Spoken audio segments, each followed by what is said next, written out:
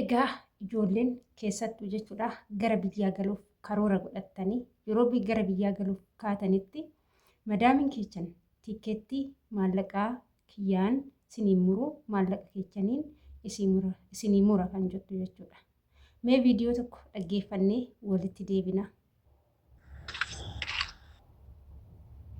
لأن يا زينب علي سوي تكت بعدين سوي 300 ثاني أو 200 عشان أنت خروج أنت عودة سوى عبد الرزاق أنا أسوي 300 حساب أنا بس هو 1000 ريال هو راتب هو عشان تكت بس إذا أنت إجي ما في مشكلة أنا أشوف علي هو أسوي تكت أو أنتي.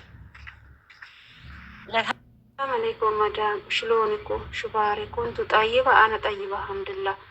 المدام وش تقولوا لزينب كيف تقطعوا لها فلوس هي التيكيت هي انتوا تقطعوا لها حق زينب. اي العالم سألوها اي المكتب سألوها زينب كلست معاكو سنتين خلاص عشان تلي تسافر انتوا بالفلوسكو تقطعوا لها تيكيت مو هي بالفلوس زينب. هذا شيء ما فيه اي الأحد تسألوها اي Yoo kana irratti jechuudha. Wanti akkanaa gaafiin akkanaallee naa ka'ee ture. Ijoolleen hedduun gaafii akkanaa na gaafattanii jirtu. Obboleettiin keenya takka gara biyyaa galuuf karoorsitananii madaamin xiyyaa tikeettii maallaqa keetiin murattanaan jette kan jettudha. Egaa obboleettii teenya tanarrattis akkuma sagalee dhageessanii jalqaba irratti maallaqa ishiitiin muruu fi yaadanii turanii yeroon dhaga'ummoo ani maaliif jennaan sarraatinyaan nuti jechuudha hojjettoonni jechuudha mirgaa fi dirqama keenya sirriitti beekuu qabna. Ijoollee baay'een mirgaa fi dirqama keessan hin beektanatti fakkaata. Garuu nuti as keessatti dirqamni koo maali mirgi koo maali kan jedhullee ni jira jechuudha. Kan yeroo hundumaa mirga keechan irratti dabarsitanii ofiin kenninis ni jira jechuudha. Egaa innis maalidha yoo jettan hordoftoota kiyya hanga dhumaatitti viidiyoo kanaa dhaggeeffadhaa. Viidiyoo kana laayik sheer gochuudhaan obboleettii teechan biraanis ga'a. Sababiin isaa kan akkanti rakkoo keessa jiraachuu dandeesse waan ta'eef. Egaa shamaa harka fuunee kabajamtootaa fi daawwattoota hordoftoota keenya nageenyi koo kan jaalalaa fi kabajaa bakkaa fi lafa jirtan isiniif haa baay'atu. Anis obboleettiin keessan bakkaa fi lafa jirutti waaqayyoof galannaa ga'u nagaa fayyaa kooti. Egaa viidiyoo kana akkuma jalqaba irratti argitanii jechuudha. Akkuma sagalees dhaggeeffattanii jechuudha. Innis maalidha seetanii madaamin tun sarraatinyaa ishii yookaan kaddaamaa ishii maallaqa mindaa keetiin tikeettii murattee gara biyyaa galtaa kan jettudha jechuudha. Innis akkamitti maaliif kan jedhudha. Namni mirgaa fi dirqama gola madaamii keessatti beekuu qabnu maalidha yoo jenne nuti biyyarraa dhufne jechuudha. Mana sangallee jarris biiroorraa farramanii waan nurraa barbaachisu hundumaa nu hojjetanii hiqaama yookaan kontiraata yoo nu hojjetan nuti sarraatinyaa nama sanii taanee jirra. Itti gaafatamtummaa kan fudhatu yookaan kan nurraa qabu isaanii jechuudha. Isaan akka beetasabaatitti jechuudha. Wanti tokko yoo miidhamne, yoo dhukkubsanne, yoo rakkoon nurra ga'e waan nu barbaachisu hundumaa kan nu guutuu qabu mana sani. Gaafa kam gaafa biiroorraa nu fudhatasanii irraa jalqabee gaafa hiqaamaa nu hojjechiisan gaafa baatii 3 guunnee bakka kan isaanii taane itti fufnee hojjenne jechuudha. Isarraa kanaaf gidduu kanatti oduma hojjechaa jirtu osuma dalagaa jirtu waggaa 2 osoo fixin baatii 5 baatii 6 hojjettee booda rakkoo uumtee nan gala gaafa jette jarri tikeettii muranii si galchuu mirga sirraan qaban. Ati situ jechuudha sarraatinyaan jechuudha nutu kisaaraa isaanii kan biiroorraa nu fudhatan kan kaffalan hundumaa kaffallee fi deebinee tikeettii murannee galla. Kun dirqama keenya. Sababa maaliitiif? Sababa waggaa 2 hin xumurreen. Isaan yoo fedhan immoo yoo madaamii gaarii taate ati rakkoon sirra ga'ee jedhee yookaan si dhukkubsattee dhukkubni hamaadhaan dhukkubsattee hojjechuu yoo hin dandeenye ta'e madaamii gaarii yoo taate tikeettii maallaqa ishiitiin murtee si galchuu ni dandeessi. Garuu madaamii hamtuu yoo ta'e immoo waan asitti baasee muluu deebistu malee hin galtu yookaan asumatti duuta kan siin jettu illee ni jirti jechuudha. Siniif galee hordoftoota koo kun dirqama keenyadha.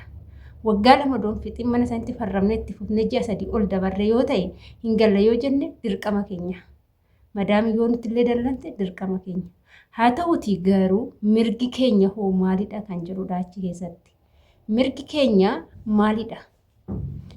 nuti mana san keessatti hojjennee dalagnee siraatan seeraan dalagannee waggaa lamaan san maaragaan dirqama nurra jiru san baanee yoo jenne waggaa lamaan keenya san xumurannee gara biyyaa deemu yookaan of qopheessinu ta'e jalqaba irratti tiikeetii xiyyaaraa kan sii muru madaamidha malee si'i miti. Erga waggaa lamaan ishee xumurtee fi dirqama maallaqa isheetiin tiikeetii murtee gara biyyaa si galchiti malee ofii keetii tiikeetii murattee gara biyyaa hin galtu. Kuni mirga keenyaa jechuudha. Gaafa isaan haala kanaan tiikeetii maallaqa keetiin murattee galtaa mindaa kee akkanaatiin tiikeetii dhanan sii mura yoo jette ishii jechuu osoo hin taane mormachuu qabdu. Yoo isaan kan sin didan ta'e gara biiroo keessanitti mormachuu qabdu. Biiroonis siniif sirreecha. Seerri akkas jedhu hin jiru waan ta'eef. Indoom wanti tokko ni jira. Gaafa ijoollee ani garuu waan akkasiis godheen beeku. Ijoolleen garuu godhee maaf akkanatti zim jettee hojjetta naan jedhanii jiru. Ani qabataa wanta akkasiisanis hin dubbadheen beeku. Ani hin galle osoo hin galinan itti fufee mana kanatti waggaa 5 taa'eera.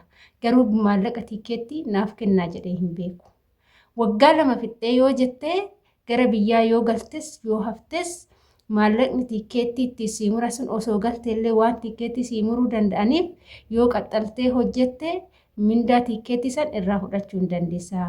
Anis fudhadheen jira kan jedhan ijoollee baay'eetu jira jechuudha. Isiniif galee kanaaf wantoota akkana mirgaa fi dirqama keenya beekuu qabnaa kan jedhudha jechuudha. Jalaa citee innaa nuti jechuudha. Akka jedhanti jechuudha birrii amma fakkeenyaaf waggaa lamaan kee fixxee qaxxaltee kan hin galle yoo ta'e qaxxaltee kan hojjettu ta'e mindaan tiikeetii sun sii kennama. Maallaqni tiikeettiidha sii murasu sii kennama kan jedhanidha. Ijoollee hedduutu waan akkanaa jedha. Ani garuu naa kennaas jedheen hin beeku irraas fudhadhee hin beeku jechuudha. Garuu ni jira jedhanii ijoollee hedduun kan fudhadhe naan jedhan qabatamaan ni jira. Waggaa ganaa hojjedhee fudhadheen jira. Waggaa 2 yoon fixe birrii tiikeetti naa kennu haraama naan jedhu. Osoo galteellee birrii kana tiikeettidhaa sii murraa waan ta'eef erga qaxxaltee hojjette hodhu haqqii keetii naan jedhan kan jedhan ni jiru jedhan. Kuni warroota haraamaa fi halaala beekanii jechuudha.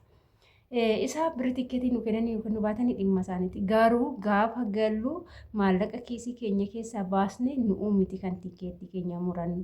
Yoo isaanillee lakki situ murachuu qaba kan jedhan ni jiru. Anamma jarri kiyya kun qoosadhaaf naan jedhu. Ji'a tokko maallaqa ji'a tokko tiikeettiidhaaf sii murra gaafa galte naan jedhu natti qoosa. Ani immoo arabiyaakki echafaa bareeddaan jedhaan. Isiniif galee miti. Kanaafuu hordoftoota keenya sirriitti waan kana beekuu qabdu kan jedhudha. Kanaafan sinii fidee dhufe jechuudha. Waa baay'ee akka irraa barattan abdii guddaan qaba. Gaafii akkanaallee namoota hedduutu na gaafata. Asumarraan illee obboleettiin keenya tokko maal jettee ani waggaa 2 kontiraata koo fixadheen jira. Garuu galuu hin barbaadu waggaa tokko dabalachuu nan barbaada kan jirudha. Akka barbaaddetti waggaa tokko dabalachuu ni dandeechi. Amma fakkeenya seera bakka hundattuu jechuudha. Amma fakkeenyaaf Saudi Arabiyaatti jechuudha. Akka Saudi Arabiyaa Dubaay minaaminatti waggaa 2 natti fakkaate kan kontiraanni hojjetamu. Garuu haa ta'u jaraanaati walii galuu qabda. Waggaa tokkoon irraa hojjedhee galaa yoo jetteen isaan rakkoo hin qabanii jechuudha. Galee dabalachuu ni dandeessu. Warroonni waa'ee mindaa immoo na gaafattan dabalachuuf mindaa siin dabaluu jettan immoo mindaa jarri yeroo ammaa iyyoomanii jiru. Dhugaan isinitti himaa arabdoonni yeroo ammaa iyyoomanii jiru jechuudha. Birrii 1,000 tanaayyuu giddii nu kaffalaa jiru. Akka duraanitti miti. An akka mataa kootti jechuudha. Baay'een isaanii mindaa ulfaataa kaffaluu hin danda'an yeroo baay'ee ni dubbatu jechuudha. Sani kaa isin biiroo keessanitti dawwaltanii gaafachuu dandeessu. Waan kana ani irraa isinitti himuu hin danda'u jechuudha. Anillee jalqaba sababa mindaatiif ani jechuudha. Mindaa naa dabaluu dinnaanan biraa galee hin hojjedhu mindaa kanaan jedheetu jechuudha. Galata Waaqayyoo kunoo mindaa na gahuu fi kan na fakkaatuun hojjetachaa jira jechuudha. Gizee tokko wanti tokko yoo sin dide yaallachuu qabdu jechuudha gara biraatiin. Akkasii hordoftoota kiyyaa mana kana laayik sheer gochuudhaan nu jabeessaa isiniin jenna. Hanga viidiyoo biraatiin walitti deemti turtii gaarii.